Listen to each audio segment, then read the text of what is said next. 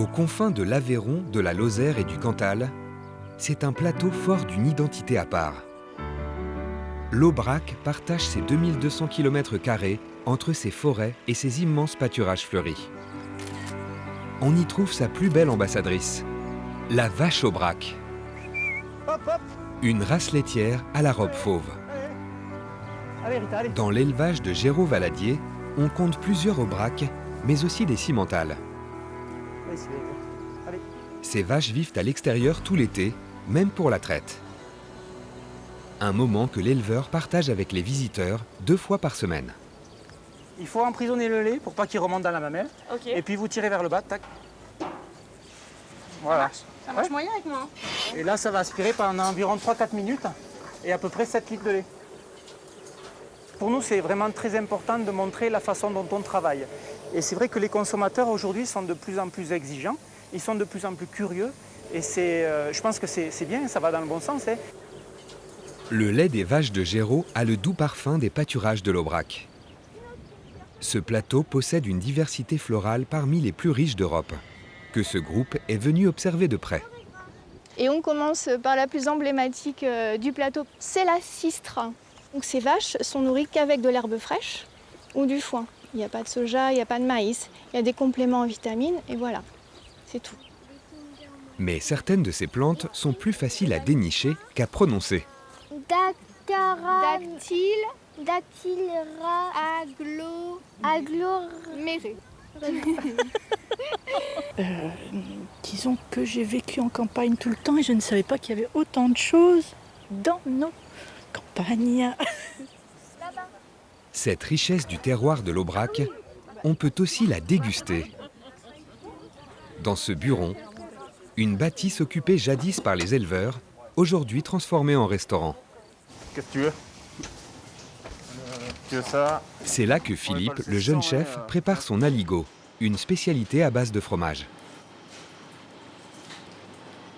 C'est la tome fraîche de l'Aubrac, c'est-à-dire c'est un caillé qui a été pressé et qui a environ 1 à 2 jours, 3 jours. 3 jours. Non, plus frais, vous ne trouverez pas. La recette exige 100 g de fromage par personne, du savoir-faire et de la patience. Ici, on prend le temps au temps, on est encore au rythme des saisons. Il est terminé, il est prêt à être dégusté, vous voyez. Il file bien, il est chaud. C'est juste à vous régaler. De quoi revigorer les randonneurs qui font étape ici. Le buron est sur le chemin de Saint-Jacques-de-Compostelle. Alors madame, il est comment cet aligot? Super. Oui, très bonne. L'Aveyron, c'est fantastique. Il faut absolument venir en vacances dans l'Aveyron. Les paysages sont fabuleux.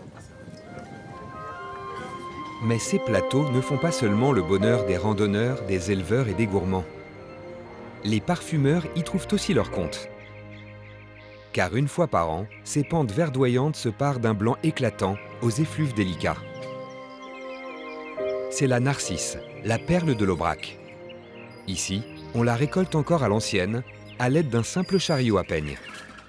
À la fin de la journée, on a mal aux jambes, aux bras, ça tire un peu.